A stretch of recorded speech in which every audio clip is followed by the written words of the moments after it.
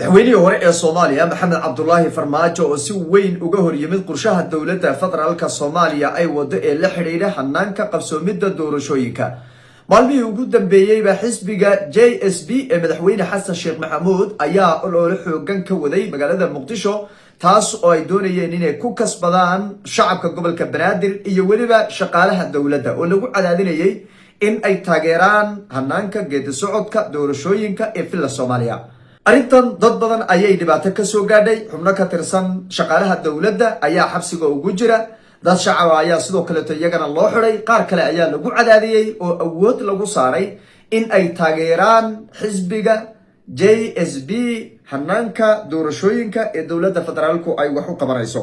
haddaba Farmaajo muxuu ka yiri hanaanka qabsoomidda doorashooyinka iyo sidoo kale ololaha xisbiga JBS ee madaxweyne Xasan Sheekh Maxamuud iyo sidoo kale dadka loo xiray ee dowladdu ay u xidhayba. dhanka kale madaxweyne Maxamed Cabdullaahi Farmaajo ayaa ergo dhexdhexaadina u diray xildhibaan Cabdiraxmaan Cabdishakuur oo horay ay dhibaato u soo dhaxmartay. Cabdiraxmaan Cabdishakuur ayaa horay u diiday in wada hadal uu la galo Farmaajo oo arrintaasi dhexdhexaadin laga galo kadib markii ergooyin kala duwan ay u tageen dhacdadaasi markii ay dhacday xilligii uu talada hayay Maxamed Cabdullaahi Farmaajo. Cabdiraxmaan Cabdishakuur ayaa hadda kulan la qaatay xubno ka socday Farmaajo oo erga ahaa oo iskugu jira xildhibaano iyo waliba siyaasiyiin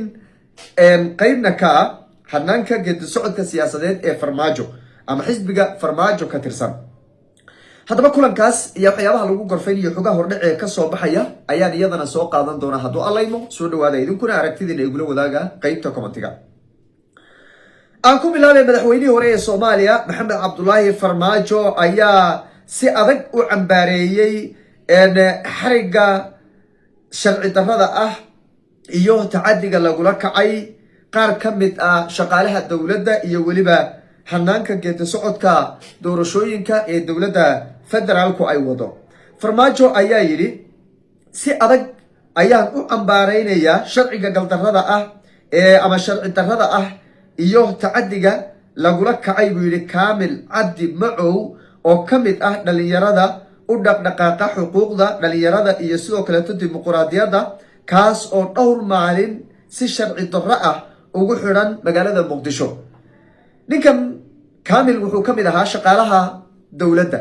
waana nin dhalinyaro ah oo u dhaqdhaqaaqa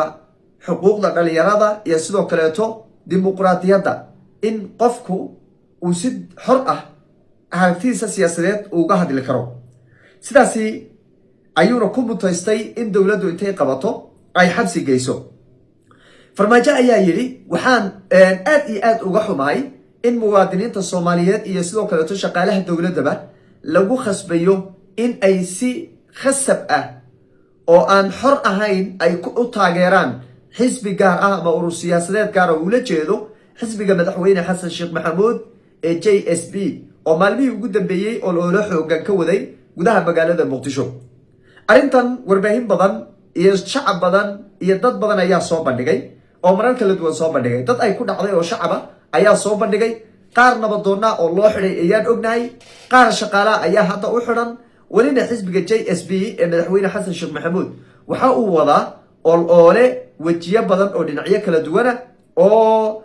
qaar la doonayay in dadkii lagu kasbado laga dhaadhiciyo aragtida siyaasadeed dhinac waxa weeye waa la handadaya oo awood ayaa loo adeegsanayaa qaar waa la xirxirayaa qofkii diida ama la arko inuu saameyn leeyahay. waxaa la doonayaa in doorasho qof iyo cod ay ka dhacdo gudaha Soomaaliya in lagu tartamo wase iyagu ay hadalka u dhigayaan haddana dhanka kale dadka ma helayaan xornimo iyo sidoo kale dimuqraadiyad ay aragtidooda iyo qofka ay rabaan ama xisbiga ay rabaan ay ku taageeraan.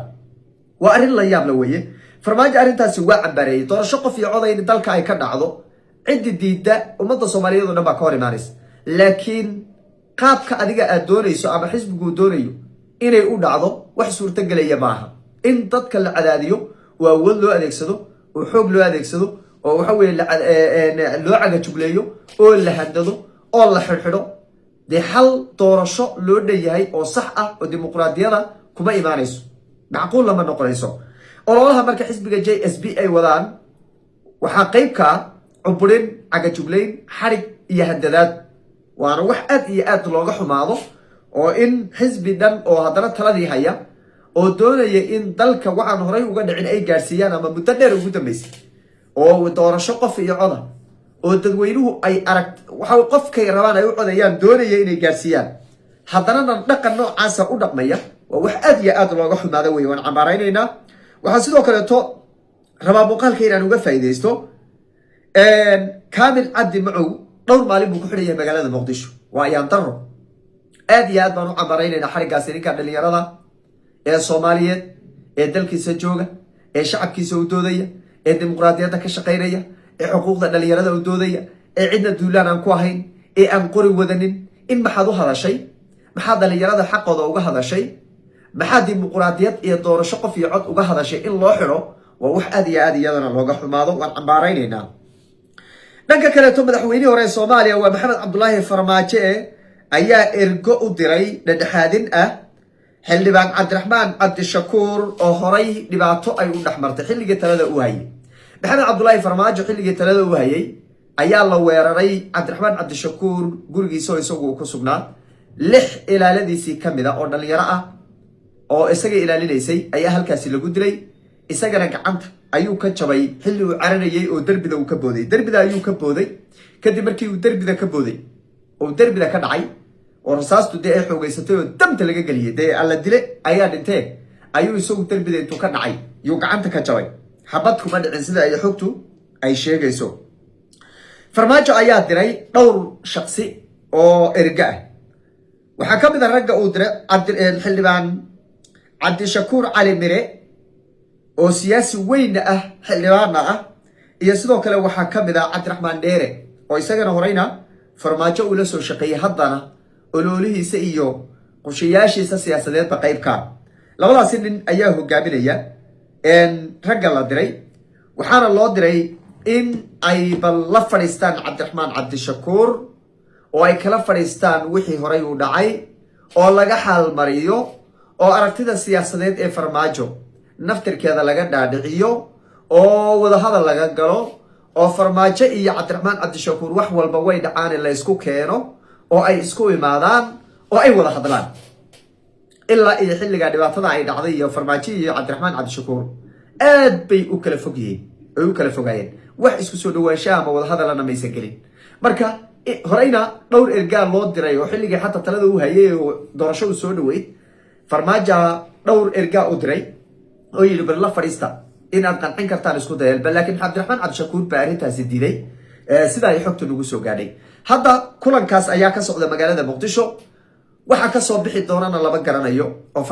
aqbali doono cabdiraxmaan cabdishakuur inuu aqbali doono iyo inuusan aqbali doonin laba garanayo waxay wararku laakiin sheegayaan maadaama xilli adag oo siyaasadeed lagu jiro